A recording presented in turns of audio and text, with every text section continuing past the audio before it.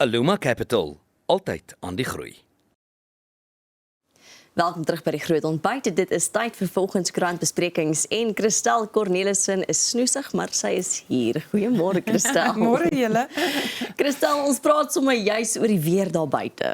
Ja, dis iets waaroor ons graag praat, is die Ja. weer. Ek is altyd verbaas as mense sê oor dit is so koud. Ja, dis winter. Moet koud wees.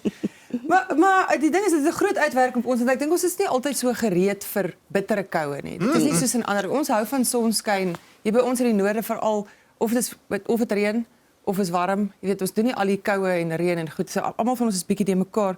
Maar dit is belangrik om van kennis te neem wat om jou aangaan. Verskeie paaie is die afgelope sê maar dag of 2 gesluit veral bergpasse. Motoriste wat gehelp moet word, ongelukke wat aangemeld is. So dis regtig belangrik dat ons voorbereid is op wat om ons aangaan. Ek weet nie of julle onthou die vorige keer wat dit so bitterkoud was, het daar onder andere 'n bus met skoolkinders het vasgesit op een van die bergpasse. So dis dis baie keer 'n bietjie skerry vir ons. Is dit nie altyd voorbereid nie. Ja. Ek sien hierdie keer het hulle nogal toerusting ontplooi sodat hulle die paaie kan skoonhou. In KwaZulu-Natal dink ek het hulle 'n spesiale span ontplooi. Voor die tyd het hulle passe gesluit. So dit lyk daarom of ons besig is om proaktief op te tree. Maar ek dink vandag is omtrent die koudste wat ons hierdie jaar gaan hê. Ja. Dit is interessant dat dit ook gesê, jy weet, as jy nie moet ry nie, bly weg. Ja. Maak seker as jy nou daai roete gaan ry, jou Ek pad voel is ek so. moet nie ry vandag nie. Jy moet net by die huis bly, Christel. Ek sê so. Maar dit is ook interessant dat ons dan met mense gepraat om te sê wat hou jy in jou kar? Dit is nou op 'n heeltemal 'n ander, maar verstaan, hou jy ekstra kombers altyd in jou kattebak, verstaan, is daar water saam as jy gaan? Want jy weet nooit wat gebeur op die pad Ek sal nie. baie vet in die moeilikheid wees. Verstaan, so hulle sê jy moet seker maak, verstaan, jou foon is gelaai of jy het iets wat jou foon kan laai. Maak seker daar's 'n kombers, maak seker jy het water by jou. En dit is nou vir, ek weet nie, as daar 'n noodgeval is of as jy nou op 'n pas vassit. Met enige noodgeval nie. Dis prentjie mooi. Kombersie, flits, water, Ja. die basiese goeders. Is jy so voorbereid? Ja, dis wat jy moet doen, is dit nie? As jy moet doen. Veral as jy 'n pa is, dan kyk hulle vir jou sê, "Pappa, wat nou?" Dan gaan jy nie. Ek het 'n plan, man, hè. Dit is baie belangrik om 'n plan te hê. Ja, die Dis baie kinders belangrik. geniet dit geweldig. Hulle sê ek kan selfs hier by ons in Gauteng 'n bietjie sneeu verwag. Dink jy so? Ek twyfel baie Ek is sterk. baie teleurgesteld met die weervoorspellers, hoor. O, is dit? Ja, ek het sneeu en hare verwag. Daar's niks. Dis net koelerig en effens klam. Ja, Nou, die paar druppels wat rondwaai. Pennopas op die N6 tussen Komani en Jamestown, in James Kalata, ou Jamestown, is dit gesluit. Barkley Pas is gesluit. Ja. Boesmanshoek pas tussen Sterkstroom en Molteno is tydelik gesluit geweest. Daar's 'n paar paaie wat 'n mens maar moet, veral in die Oos-Kaap moet aandag gee aan. Hulle is toe. Wees maar versigtig oor die algemeen as jy teen 'n biltjie moet uitry op 'n pas of 2 op die skarp, daar is dalk maar probleme oral. Ja, dit kan wees. Ek sien die boere ook van hulle is eintlik al goed voorberei daarop. Jy weet die krag gaan af, so hulle het die flits in die kombers, die diere word ingebring. So hulle ja, kyk net. Waar is nee. dit? Dis in KwaZulu-Natal. Maskas. Jy Ja. sien, Dis omtrent net die kindertjies wat sneeumanne bou wat dit geniet. Ek weet nie van daai klompie beeste nie. Ag, maar dis baie mooi. Dis nie iets wat elke dag hier by ons gebeur nie. So dit sal lekker wees. maar die werk moet aangaan. Ja, en 'n mens moet voorbereid wees. Ek dink dit is die belangrikste. Ja. Absoluut. Jy moet nie onkant betrap word nie. Dan moet dit geniet. So gepraat van die paaie. Daar's nou 'n besluit deur die Hof van die Kaap wat sê dat die paaidepartement daar meer kon doen om 'n gevaarlike draai uit te wys en daarom kan die plaaslike regering nou daar verantwoordelik gehou word vir 'n insident wat daar plaasgevind het waar iemand die pad byster geraak. Ja, inderdaad. Dit is 'n belangrike uitspraak om van kennis te neem. Hier is 2 mense wat op 'n motorfiets was en hulle het gery en hulle was in 'n baie ernstige ongeluk gewees tussen Villiersdorp en Woester. Nou die inwoners, die mense wat daar bly sê, hulle ken hierdie spot. Dit is 'n gevaarlike plek. En by die saak is hof toe. Daar was 'n skikkingsaanbod gewees wat die departement van die hand gewys het. So die hof het hulle eintlik so 'n bietjie gestraf ook en gesê, julle het 2 mense wat seer gekry het julle deur 'n hofproses gesit wat eintlik nie nodig was nie. Wat belangrik is om van kennis te neem is dat die hof gesê het die padowerheid het 'n bepaalde verantwoordelikheid om seker te maak daar's waarskuwingstekens, die spoed waarteen jy kan ry is die regte een. So dis hoekom hierdie uitspraak saak maak. Jy weet ons ry 'n paaie Jy dikwels ry jy langs die pad want dit lyk beter as op die pad. So dis belangrik hierdie uitspraak wat sê nee, die padowerheid het 'n verantwoordelikheid om seker te maak jy word gewaarsku. Hulle het onder andere die spoedgrens in hierdie geval het hulle van 100 na 80 verminder en hulle sê dit is nie 'n skuldherkenning nie, dis maar net iets wat hulle gedoen het. Maar dit laat 'n mens tog wonder en ek dink die hof het uiteindelik ook gewonder en dis hoekom die hof in die guns van die egpaar beslis het en gesê het julle moes meer gedoen het. Julle het 'n bepaalde verantwoordelikheid en julle moet dit nakom. Ja, en want hulle praat ook op 'n stadium van het hulle nie besef die pad te draai nie. Ja, sommer skielik. Is sommer skielik en ek het al gepraat van jy weet ons het al hieroor gepraat het selfs op van die howe in Johannesburg waar geen katoogies is nie, ons geen ligte nie. Mens as jy nie die pad ken nie, weet jy nie waantoe die pad draai nie. As jy die pad ken, ja, jy ry semi op gevoel. Maar tensy jy die pad ken, kan jy regtig baie maklik in van daai middelste baton barriers vasry en ek wil amper sê ek's bly dat die hof hierdie besluit het. Ja. Die implikasie daarvan is nou hoe ver strek dit? Strek dit net na die Kaapse plaaslike regering toe? Kan 'n mens die nasionale pad netwerk wat SANRAL is, kan 'n mens hulle verantwoordelik hou vir die feit dat byvoorbeeld jy sê nou Joburg, maar die hele Gauteng het omtrent geen katoogies op die hoofweg nie. As dit reën in die nag, het jy geen idee waar is die lane nie of waar die pad is nie. Ja, ek is geen regskenner nie, maar ek sou dink dis 'n regspresedent wat op 'n ander plek, weet wat mense sou kon gebruik op 'n ander plek. Jy is heeltemal reg as mense die pad ken, is dit alright. Ek is nou die dag 100% bo oor wat veronderstel is my ek weet net neem aan dit was 'n verkeerslig geweest. Maar daar was geen lig nie. Maar dis nagdonker, ek kon nie sien nie. So ek is bo oor die kruising en toe ek terugkyk, toe kom ek agter maar ek moes gestop het hier. Wow. So die mense wat weet, hulle gewoonlik is daar 'n robot, hulle het nou stil gehou. Dankie tog. Maar as jy 'n vreemdeling op 'n pad is, dis bitter gevaarlik. Ons owerhede het verantwoordelikhede wat hulle moet nakom en hulle moet dit begin doen. En is reg dat die howe hulle straf daaroor. Ons sê altyd gereg, die wiel van die gereg draai stadig. Ja. Hierdie was in 2010 hierdie insident in die Kaap. 2010. Ja. So dis 16 jaar gelede hier's nou uitspraak uiteindelik. Daarom is daar nou 'n uitspraak. Christel, dan is daar 'n departement wat keer op keer in die nuus is en hierdie storie maak my woedend. 'n Mens kan nie dit glo nie. Die departement van maatskaplike ontwikkeling is veronderstel om na die kwesbaarste Suid-Afrikaners te kyk en 'n mens kry die idee hulle kyk elke keer heel eerste na hulle self. Ja. En in hierdie geval is dit nou 1,4 miljoen rand wat bestee is aan 'n diensverskaffer om mediavrystellings te skryf en te redigeer. Dit is absoluut absurd. Dis regtig dis verre gaan. Mediavrystellings. Ja. So met ander woorde as jy nie weet wat om vir die media te sê nie, dan vra jy vir die persoon om ietsie te skryf en jy betaal hulle 1,4 miljoen rand.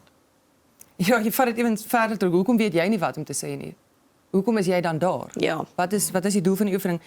Hierdie berig sê onder meer toesprake wat geskryf moet word, mediaverklaringe.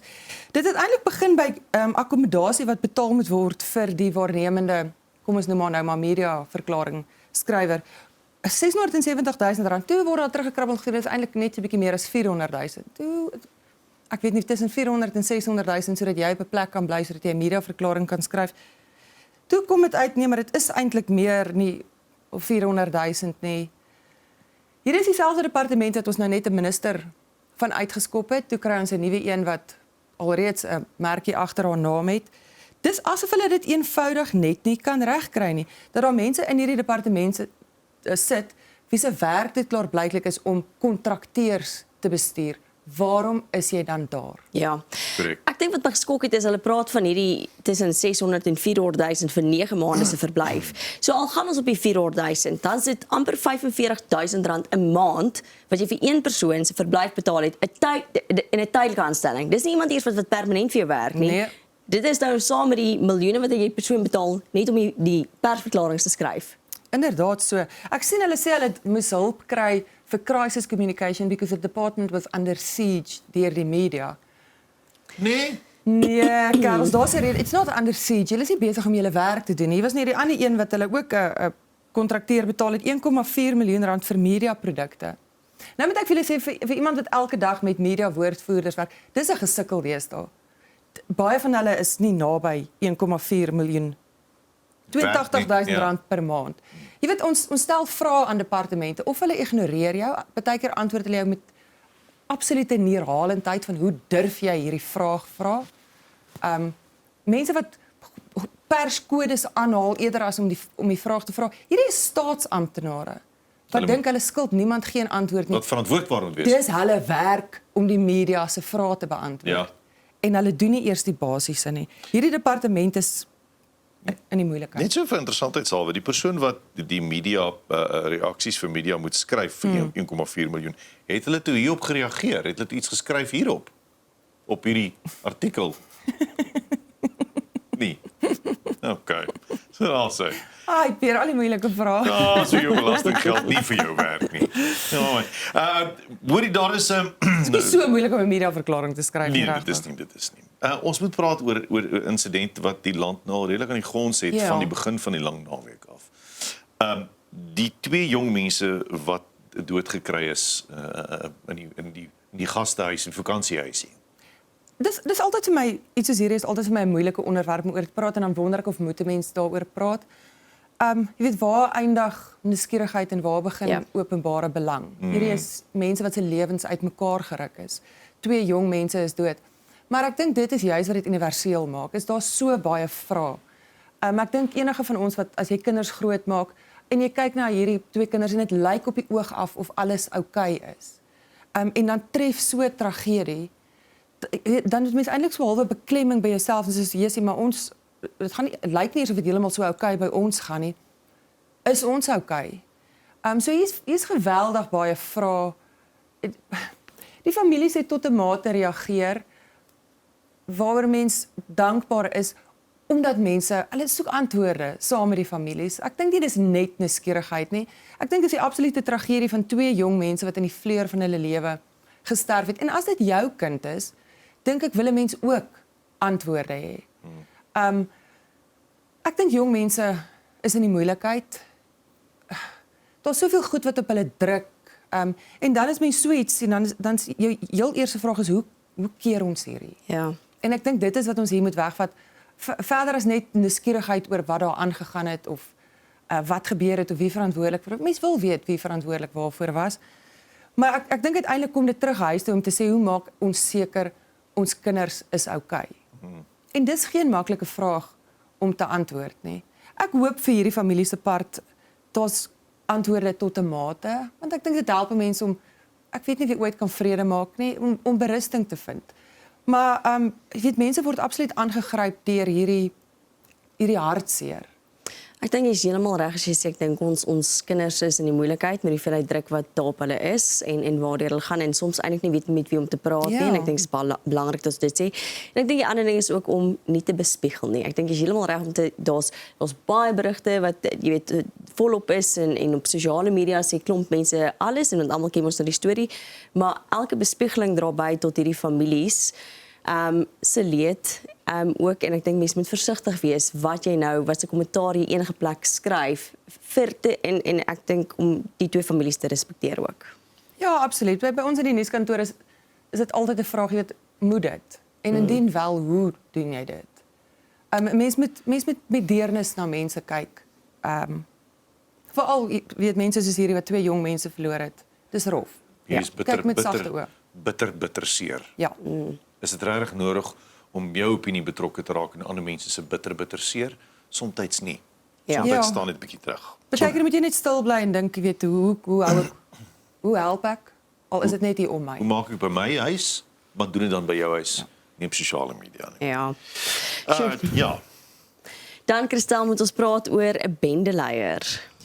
Ja, hierdie is sleg. Dis Reiger Park in Ekurhuleni. Hulle het 'n bende probleem. Toe die weermag ontplooi is, as ek reg is, was dit een van die plekke waar soldate ontplooi is. So hierdie was 'n skietery oor die naweek geweest. 2 van die teenbendelede, die polisie se teenbende eenheidlede is doodgeskiet. Nog 2 burgerlikes. Dis sleg. Hierdie mense lewe eintlik in 'n oorlogsone. En dit lyk nie asof ons besig is om te wen daar nie. Ek het gesien oor die naweek die polisie, die waarnemende polisiehoof het gesê mense moet na vore kom met inligting. Hulle gaan hierdie nie kan stop sonder dat mense praat nie. Dis 'n baie groot ding om op mense te pak. Dit is inderdaad so. Iemand weet wie die sneller getrek het, iemand weet wie dit beplan het. Maar as hierdie jou gemeenskap is en jy moet nou Jo. Kan mos nie. Jy Dis hulle geweldig weet, hulle baie om gaan van weet mense wie te dit vra. was. Jy sit jouself in soveel gevaar. Ja. En is daar op hierdie stadium genoeg beskerming van die polisie vir fluitjieblassers? Selfs in die Madlanga kommissie het getuies gesterf nadat hulle getuienis gelewer het. Jy is heeltemal reg, weet en dit is hoë profiel sake gewees. As ek nou 'n gewone inwoner van Reiger Park is en ek moet nee. So mense wat hulle sê is hier is jou gemeenskap en jy moet help om dit veilig te hou. Ek dink net mense is regtig bang. Ja. Absoluut. Weet hier is 4 mense in een oomblik afgemaai en is klaar. So hier is nou iemand in hegtenis geneem. Hulle sê dis 'n vermeende bendeleier. Hy's ingeneem vir ondervraging. Hoopelik doen die intelligensie wat dit veronderstel is om te doen en dit sê wie was betrokke. Want iemand weet, iemand moet sê, moet jy daai iemand wees? Ek dink dit is baie moeilik. Maar hoe anders stop ons hierdie? Ons almal so half bly en dink so gelukkig is dit nie in my woonbuurt. Meneer en mevrou, moenie so gelukkig wees nie. Dit kan dalk jou woonbuurt wees as mense nie begin uitpraat nie. Inderdaad. Gaan dit versprei en Ja. dit gaan oral wees. So iewers moet ons voet neersit en soms mag dit dalk jou lewe in gevaar stel. Dis baie om van mense te vra. Dit is baie. Dit is baie. Maar nou ja. Dan moet ons 'n bietjie gesels oor iets ligters, soos 'n afleweringsskootertjie. Wat koop jy regtig as jy by 'n afleweringsmotorfietsie of 'n afleweringsvoertuig iets koop? Wat koop jy? Dit wat binne-in is? Presies, jy koop nie dit wat binne is nie, jy koop tyd. Hier is my vreeslik interessant gewees. Dit gaan oor hoe minder ons wag vir iets, hoe minder wil ons wag vir iets. En mense altyd ek raas met die kinders as jy kan nie wag vir niks nie. Alles moet nou gebeur, alles moet nou gebeur. En dan wanneer my 60-60 moet kom, dan sê ek soos, "Joe, hy moes al 4 minute gelede hier gewees het." Waar is my 60-60? Baas by hamburger wat nou al 'n halfuur terug georder is, ja. Inderdaad, ja. Gaan lees gerus hierdie rubriek. Dit sê baie van die produkte wat ons bestel, dit reis honderde kilometer. Van dit kom dalk vanuit die buiteland, dit was op 'n skip gewees, dit is op 'n trok gewees. Dit gaan deur 'n verspreidingssentrum, dan gaan dit na 'n winkel toe. Daai laaste uur van waar dit by jou kom, is dikwels die moeilikste om 'n produk by mense te kry. En dis waarvoor mense net nie meer wil wag nie. Dit van tevore as jy 2 weke vir 'n pakkie moes wag, was dit Ja. okay. Nou kan jy op jou foon jy sit en kyk, jou mannetjie het weggetrek of hulle is besig om te pak. Jou mannetjie loop na sy skooter toe, jou skooter is op pad, miep miep by die hek. Chop chop. En hoe vinniger dit gebeur, hoe vinniger wil ons hê dit moet gebeur. Nou is die vraag, as jy nie in die ry hoef te staan nie, jy hoef nie parkeerplek te soek nie, jy hoef nie inkopies te doen nie, wat doen jy met daai uur? Jy hoef nie jou hare te kamp voor jy gaan nie. Wat doen jy met al daai tyd wat jy spaar? Is dit produktief, effektief gebruik? Of sit jy en kyk vir die miep om te kom? Sjoe, Christel. Ek weet, ek is baie diep vanoggend. Moeilike Gaan lees, vraag. gaan lees hierdie. Dis regtig baie interessant dat ons koop nie net meer produkte nie, ons koop tyd vir onsself. Sjoe. Maar die vraag is wat doen jy met daai tyd? Christel, baie dankie vir die saamgesels vanoggend. Dankie kollegas. Dis Christel Cornelissen, ons is nou weer terug. Aluma Capital, altyd aan die groei.